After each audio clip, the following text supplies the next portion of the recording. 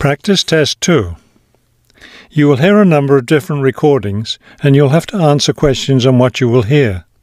There will be time for you to read the instructions and questions, and you will have a chance to check your work. All the recordings will be played once only. The test is in 4 sections. Write all of your answers on the test pages. At the end of the test, you will be given 10 minutes to transfer your answers to an answer sheet. Now turn to Section 1 on page 45.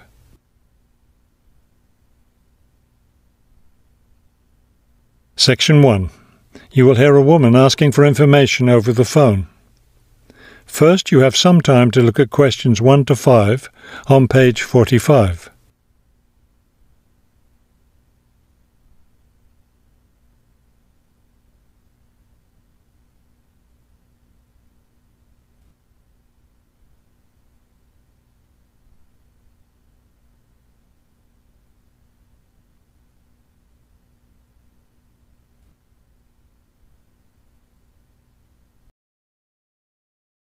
Now we shall begin.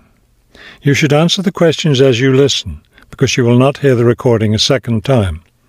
Listen carefully and answer questions 1 to 5. Good afternoon, Plainfield Community Centre. Yes, hi. I'm new in town, and I was curious about the services the community centre has to offer. We offer a variety of recreational activities. What were you interested in particular? Well, everything, I guess. Okay, let's start with kids. I have a teenage son. What activities do you have for teens?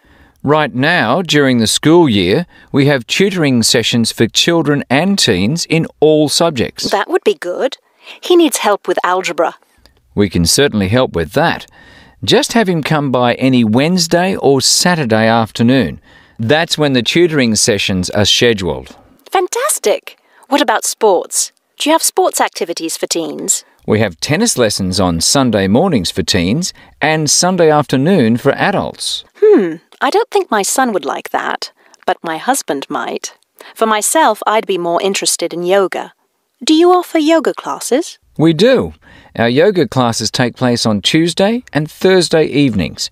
We divide it up into several groups, so there's one class for younger children, one for teens, and one for adults. Really?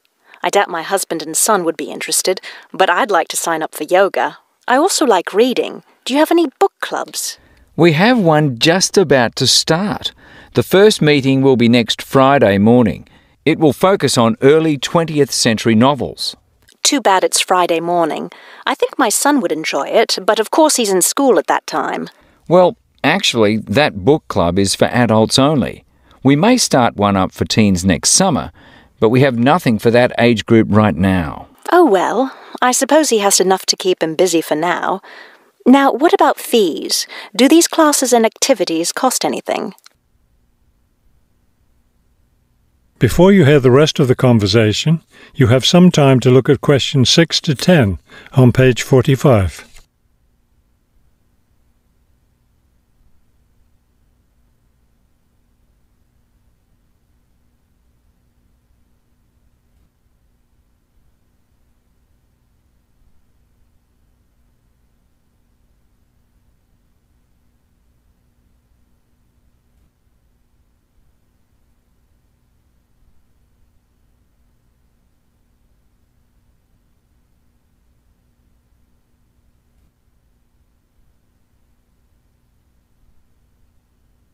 Now listen and answer questions 6 to 10.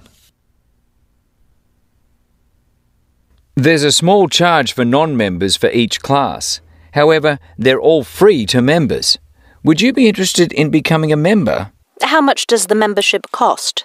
Not much at all. The yearly fee is $75 for individuals and $225 for families. What do I get with the membership? You get free access to all classes and activities, and you can use our facilities like the tennis court, the exercise room and the meeting room. It's not a bad deal, really. Could you tell me exactly where the centre is located? It's at 107 Elliott Street.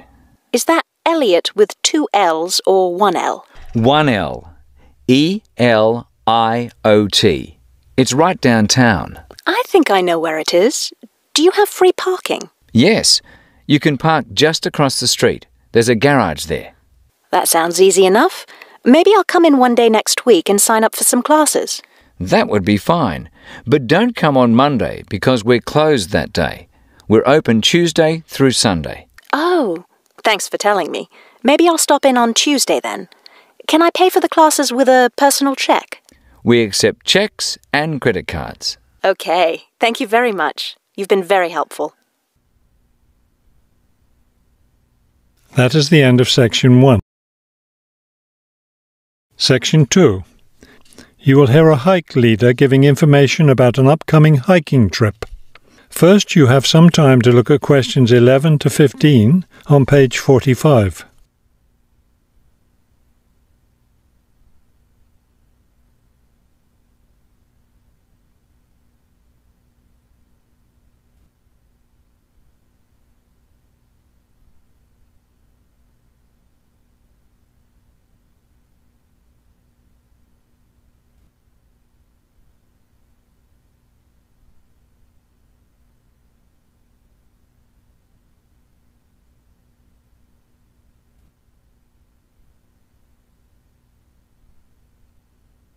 As you listen to the first part of the talk, answer questions 11 to 15. Good evening, everyone. As you know, this is our last meeting before we set off on our annual week-long hiking trip. So tonight I'll be telling you everything you'll need to know to be ready for the trip. Let's talk about equipment first. Having the right equipment is essential for your comfort and safety. First, you'll need a warm and comfortable sleeping bag. However, you won't need to worry about carrying a tent, since we'll be sleeping in shelters along the way. Also, part of the fee you've paid for the trip goes toward food, so you won't need to put that on your packing list either. We found, though, that it's more efficient for each person to bring his or her own dishes, so be sure to pack a plastic bowl, a cup, and a fork, knife, and spoon. That's all you'll need in the way of dishes. Perhaps the most important item to put on your list is a comfortable pair of hiking boots. Nothing ruins a hike more than getting blisters and sores from ill-fitting boots. So make sure your boots fit you right. Shoes and sneakers aren't adequate for the type of hiking we'll be doing. Of course, a backpack is necessary for carrying your equipment. Make sure you have one that's lightweight and comfortable to carry. Walking poles have become popular among hikers recently, but we don't recommend them. They can get in the way when too many hikers are using them at once, and some serious injuries have been caused. So it's best to leave those at home. Let's see. What else? Oh, yes. Some people have asked me about trail maps. They're available, but you really don't need them, as your hike leaders have scouted out the trail and will be guiding you along the way. And don't forget to bring a warm jacket. You may think you won't need one in this warm summer weather, but remember that evenings in the mountains can get quite cold. Is there anything else I need to tell you? Oh, yes, your guides will each be carrying a first aid kit, so that's one less thing for you to pack yourself. Remember, you'll be carrying your backpack all day, so keep your load light and don't overpack. Before you hear the rest of the talk, you have some time to look at questions 16 to 20 on page 46.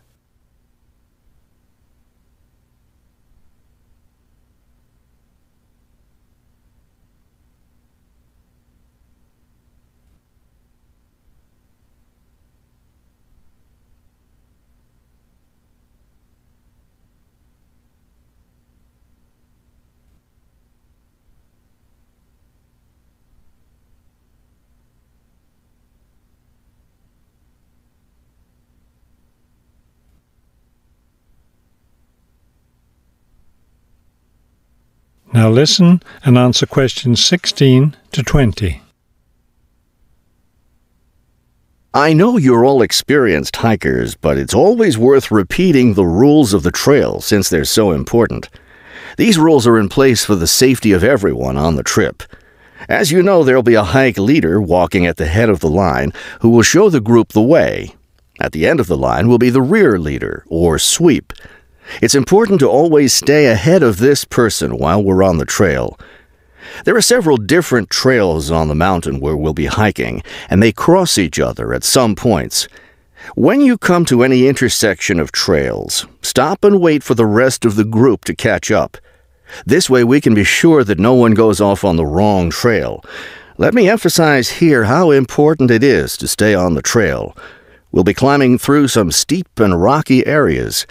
Don't be tempted to go off on your own and try to climb some rocks. That can be quite dangerous.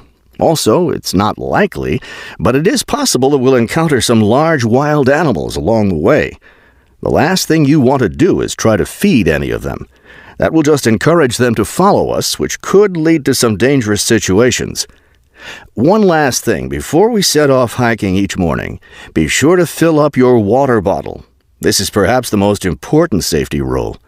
Dehydration can be a serious problem when you're out in the wilderness, so you must always be sure to carry an adequate supply of water with you. I think that covers just about everything. Are there any questions? That is the end of Section 3. You will hear a conversation between a university student and a faculty advisor about the requirements for the student teaching semester. First, you have some time to look at questions 21 to 24 on page 46.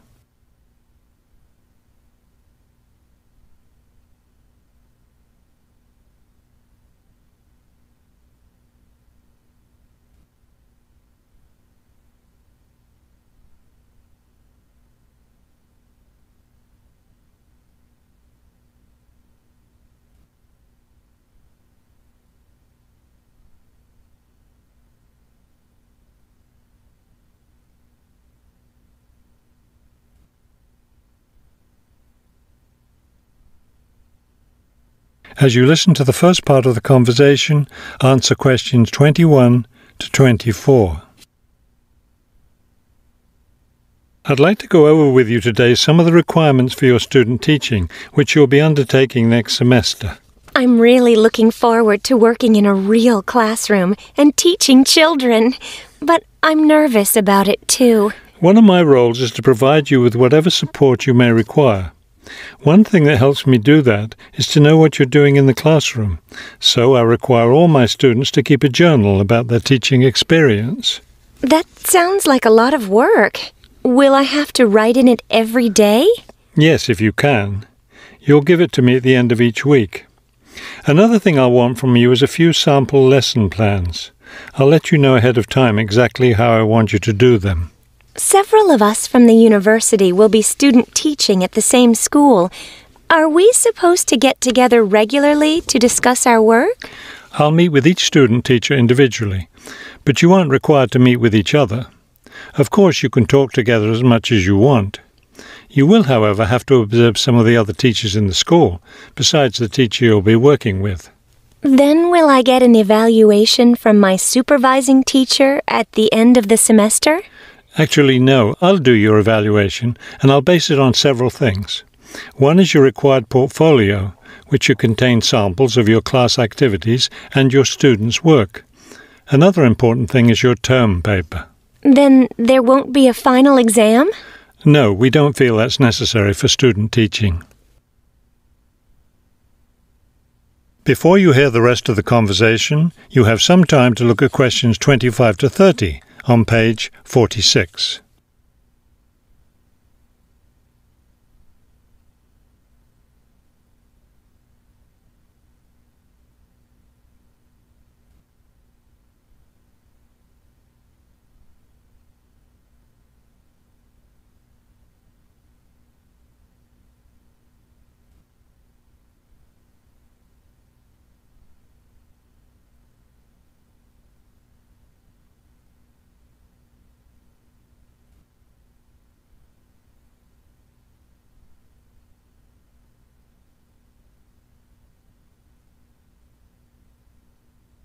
Now listen and answer questions 25 to 30. I know I have to get an agreement form signed. Since you're my advisor, Are you the one to do that? No, that form is for your supervising teacher to sign, to document that he or she agrees to have you in the classroom as a student teacher. Oh, I see. I'm concerned about the term paper I'll have to do and the evaluation process. I'm not sure I understand what I'm supposed to do. Regarding the term paper, the first thing is to choose a topic. It should be related to your teaching work. You should let me know your term paper topic by the end of the first week of the semester. Will you be observing me regularly in the classroom? Yes, and during the fourth week of the semester, we'll have our first evaluation meeting to discuss my observations. One thing I'm really looking forward to is the student-teacher conference that the university puts on every year. I'm glad you're looking forward to it. Of course, everyone in the program is required to attend. The conference takes place, let me check. Yes, the 7th week of the semester. When will I have to turn in my term paper? The term paper is due by the end of the 14th week of the semester. Then during the 15th and final week, we'll get together one last time for a semester review. Wow, it looks like I have a busy semester ahead of me. That is the end of Section 4. You will hear a lecture about customer psychology. First, you have some time to look at questions 31 to 35 on page 47.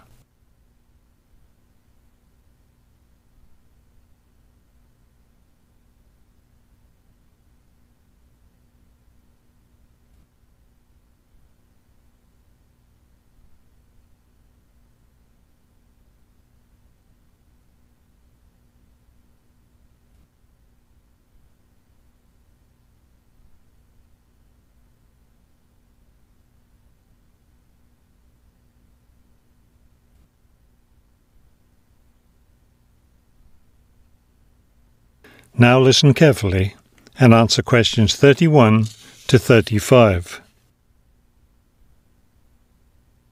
An understanding of customer psychology is an invaluable aid for retailers looking for ways to increase sales. Much can be done to the store environment to encourage shoppers to linger longer and spend more money. The first aspect to consider is the physical organisation of the store. Placement of merchandise has a great deal of influence on what customers buy.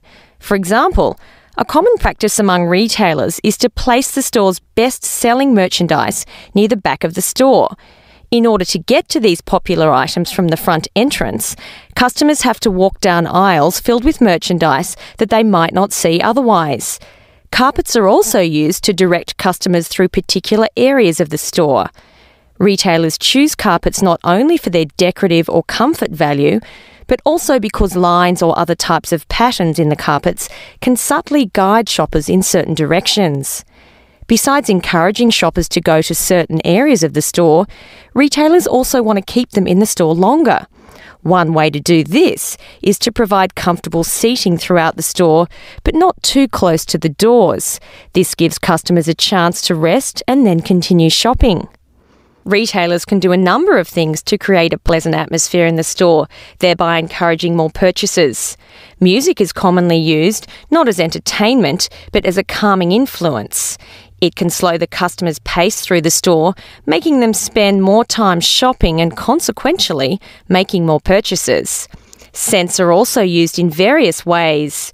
Everyone has had the experience of being drawn into a bakery by the smell of fresh bread.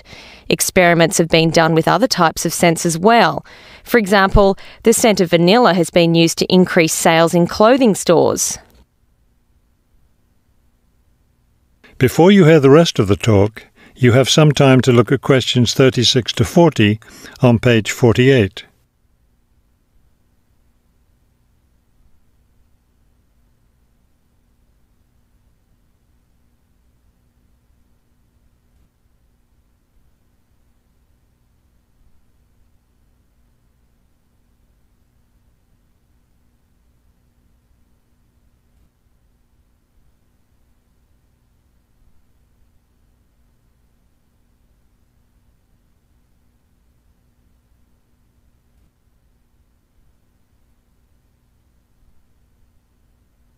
Now listen carefully and answer questions 36 to 40.